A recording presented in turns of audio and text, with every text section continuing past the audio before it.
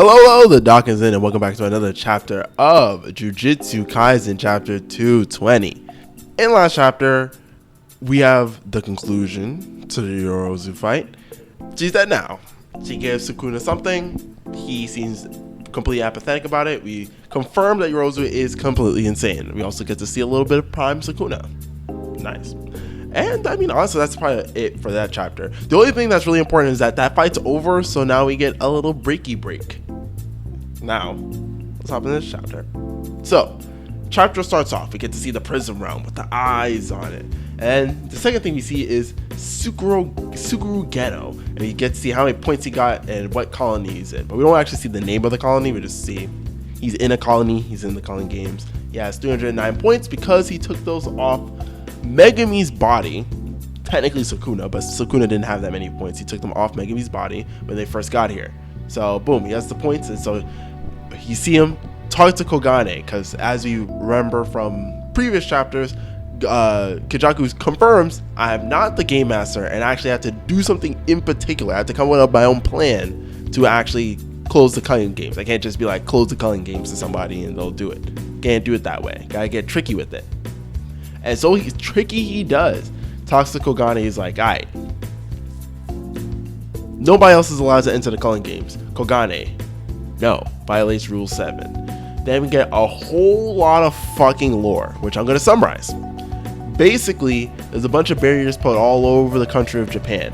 Tengen put these up. There's 4 main ones that are really important to maintaining this, I guess you could say, culture of keeping curses out of the country. So like the disaster curses we saw are not the strongest curses that have ever existed in Japan in their history, and that most of, like, let's say the most devastating curses that could possibly manifest, or the strength of curses that could manifest, has been brought down significantly by these barriers that Tengen has put up. The 4 main ones, they're in their various areas. There's one under Jujutsu High, one in Kyoto, one in the Hida Holy Mountain Purification area, a bunch of different places. It's not terribly important. You just need to know that there are 9 barriers in general, 4 main ones that the other ones are based off of, but the 4 ones are the ones that are really important. And Geto kind of extrapolates from there that, like, oh, this is a lot of lore. So the Culling games barriers are based off the 4 major barriers. Okay, this is important because Tengen can take down these barriers, and so then Kenjaku clarifies that because he can take down the barriers, he could have fucked up the Culling games. He could have closed the Culling games, making him technically the game master in a sense, even though he's technically also not actually in charge of anything. He's just the one with the power switch who can turn it off and on if he really wants to, but realistically he has no other further control. That's not a problem. But the only way to turn the Culling games off would be to close the 4 main barriers, because those are what the Culling game barriers are based off of. So if we close everything, it would close everything. But on the other hand, as I mentioned before, this would also lead to, like, a little bit, I would say a paradox, but basically it would lead to a situation where there would be a high rise in, like, disgusting, powerful curses that run throughout Japan and cause a bunch of damage and stuff.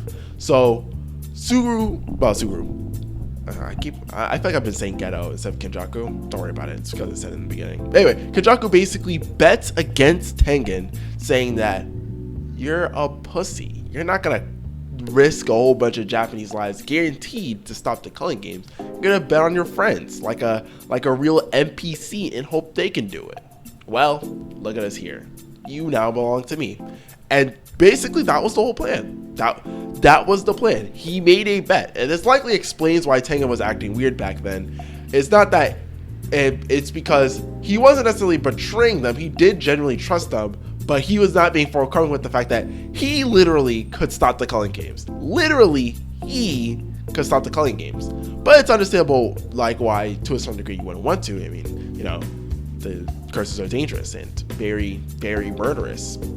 Maito being one of them were a good representation for the cursed kind. They are murderous. So, you know, but yeah, it was a little bit of a betrayal, a slight betrayal. Anyway, that was like the quick Cliff Notes summary of all the like crazy shit that he explains. Huge revelations. But yeah, he has Tengen now. He's like being manipulated by Curse thingy. He does kind of, well, they, whatever. Tengen kind of talks in this chapter a little bit here and there and asks questions, which suggests that Tengen's not necessarily having their personality suppressed, but obviously they're not making their own decisions. They're following Kenjaku, so there we go. Anyway, so with that all being said, that was all pre-context, right, for what Kenjaku's play was to end the Culling games. And he's basically like, well, I've put a gun I have a gun now, and I'm putting it to the head of the Culling games, and therefore the Kogane, who wants to keep the how would you say, the Culling games running as long as possible. So therefore, if I can destroy the Culling games, and I say, if you don't put in my rule that will end the Culling games, I'll end the Culling games. The Kogane will be forced to do whatever makes the Culling games last the longest. So if he just says, I'll do it now, they'll be like, okay, well, I'll just put in this rule for you, and then it'll extend the Culling games, even if it's only for a little bit longer. And so that's how he gets the rule in to keep people from coming in.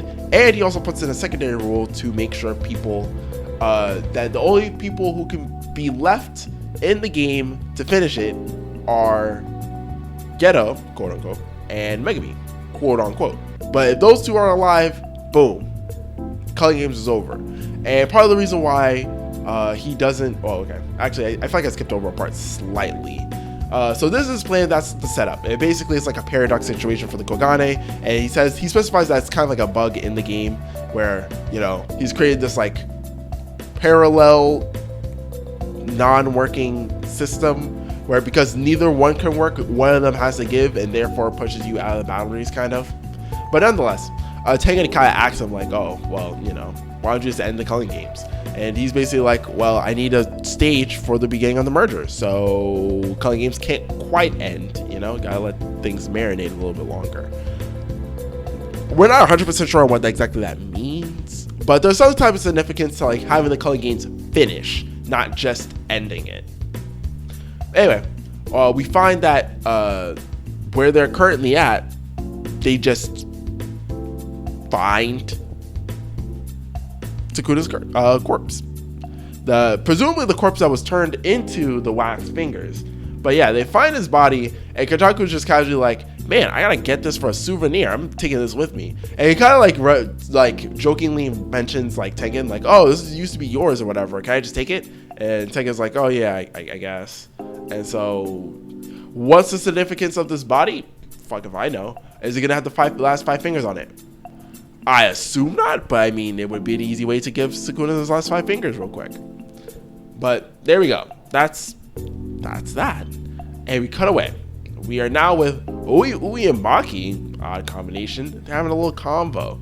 And basically, they're basically talking about the rules that were just recently implemented by Kenjaku, and they're basically like able to confirm, like, for whatever reason, it seems like he's not ending the Culling games right away, which therefore means that in some way, shape, or form, doing the things in the rules that are mentioned is what's going to be required to actually complete the merger. So if we're able to defeat Kenjaku and Sukuna, we would win. And Maki's the one who suggests like oh yeah, so we just gotta beat them up. And Ui is just like, I don't like how you just said that. Like that was easy. You basically said beat up GOJO. And she's like, perhaps, but GOJO's gonna be out here anytime soon, so hey, I think we'll be solid. Moving on from that scene, okay. Angel is alive. They're falling off the tower. They're gonna die. Itadori's friend, who Itadori and him had a small conversation where he's basically like, oh, I'm useless, blah, blah, blah, blah, blah. But he's the one who saves Angel. He throws out a tarp thing and kind of saves her from like a full splatter. It instead gets a mini splatter. It's like a lot of bleeding still, but no sploosh, bones in all different areas. More like a bleh, or a, you know, little thud. And Angel also mentions Takuma was there in some way, shape, or form. She feels as though he was helping, which probably relates to his curse technique, which maybe he's like, it would is like, which maybe he was thinking of like a funny joke where he's like, oh, maybe it was like the red thing, like red is taboo, so like it was keeping her from like fully dying, or saying like, oh, death is not funny, and so then therefore she can't die because it would make it morbid and not funny, which works against his curse technique. I don't know. The point is, she's alive, right? And so Yuta got a bullet and he's like, all right, so we got a plan here. We're trying to move forward. So I know it's a little bit of a weird time, but you in? Angel, nah, I can't. I'm not in. I can't fight no more. We're not built like that. Not anymore. And he's like, okay, is there a chance you could switch bodies? Angel, no. And basically, another piece of lore. Everybody who was reincarnated to this point doesn't know how to reincarnate themselves, period. The only person who knows, besides, I suppose, Kenjaku, is Sukuna, and he's the only one who knows how to do it himself. That's why he's able to turn his finger to a wax finger and then give it to Megami and all that stuff. But basically, the situation is, because Angel doesn't know how to do this, Angel can't just leave Kurusu's body and then move into someone else's or something. So it's an awkward predicament to be in. But they talk about it a little bit, and it seems as though Yuta and Angel talk a little bit more, and it seems as though there is a bit more confirmation on the idea that Angel has agreed to free GOJO to beat up Sukuna. Let's go. Then Kurusu, the host body, is like, but what about Megami? Shut the fuck up. Shut up. We wouldn't be here if you weren't fucking retarded and a fucking simp. I want to hear from you. That's literally how I felt at that moment. I was like, this bitch. Shut up. Anyway, enough being triggered.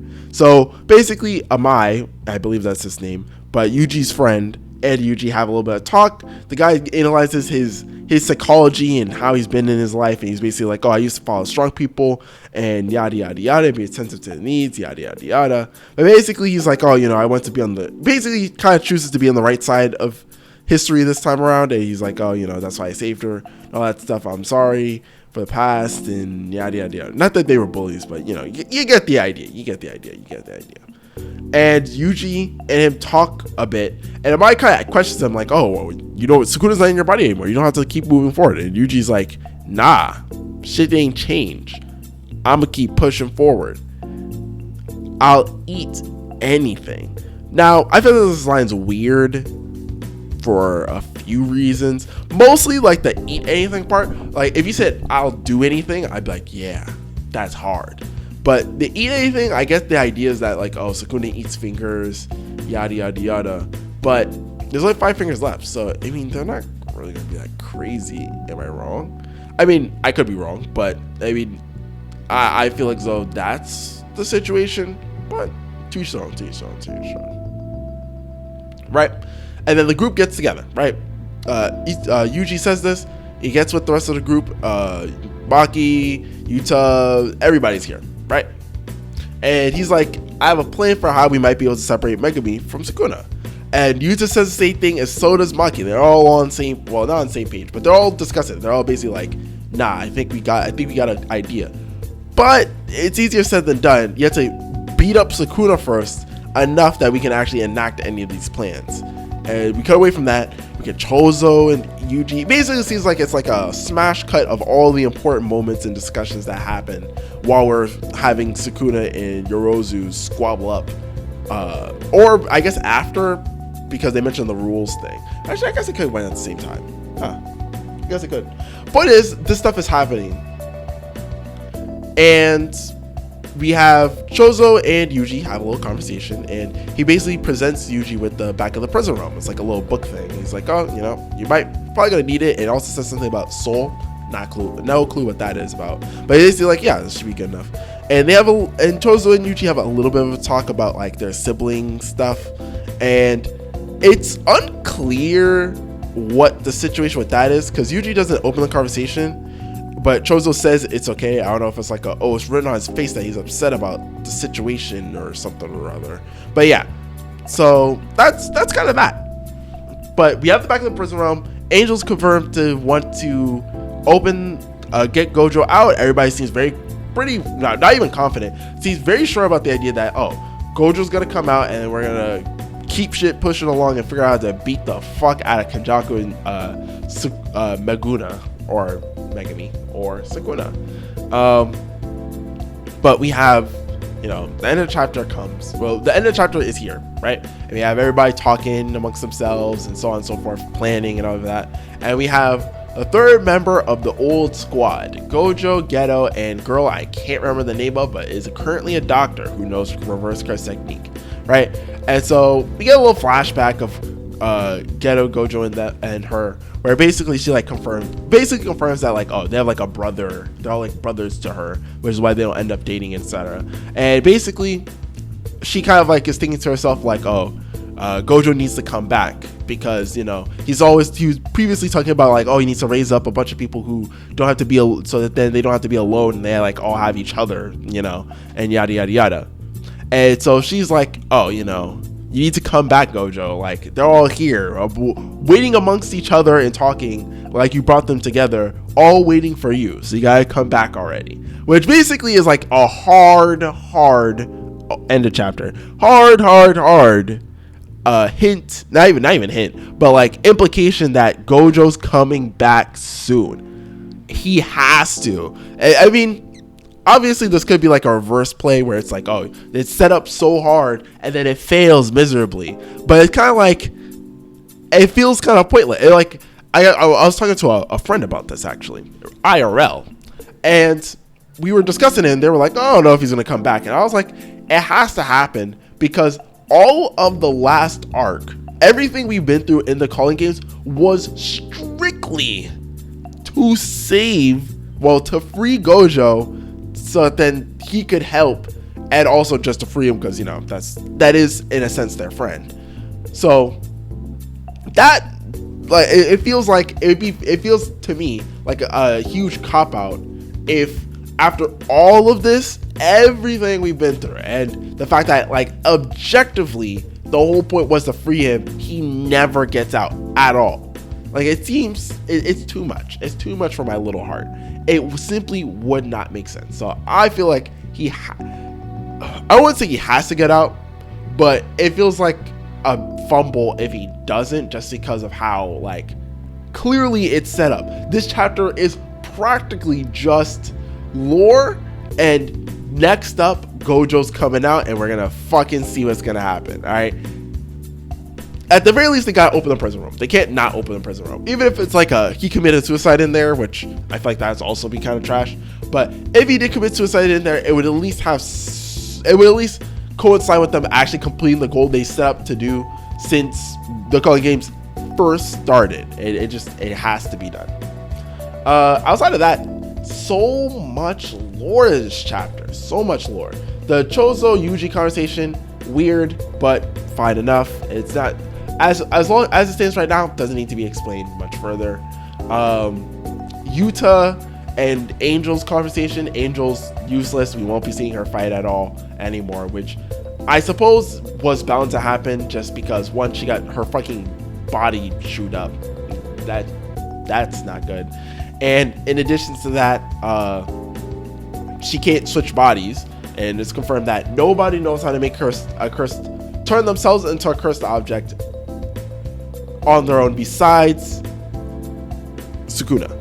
Not that Kenjaku probably can't, but as Sukuna and Kenjaku knows how to turn other people into cursed items, Sukuna knows how to turn himself into a cursed item, but that's why he can't switch bodies, unlike Sukuna.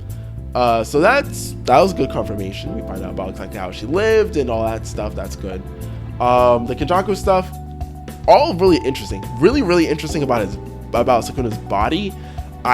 He says it's a souvenir, but it's also wondering, you know, is that like really, like, is he actually going to use the body for something, or like what is going on here? What's the dealio? I mean, we're gonna find out soon, but it's just something I was thinking about. There's the barrier stuff, but honestly, a lot of the barrier stuff kind of comes down to like just world building. It's not necessarily important, I don't think. I mean, we'll potentially see see some of it. But for the most part, I think that, you know, it's just one of those things that's in the background, like, oh, this information fleshes things out, sometimes we know it, but realistically, if you're a casual reader, you don't need to know it. Yeah, I think that's about it for this chapter. Stack, stack, stack. No breaknouts week. It's beautiful times to be alive right now. Beautiful times. Anyway, thank you for watching. The Doc is out. Thank you for watching. Feel free to subscribe and watch the videos on the right. Other than that, the Doc is out. Bye.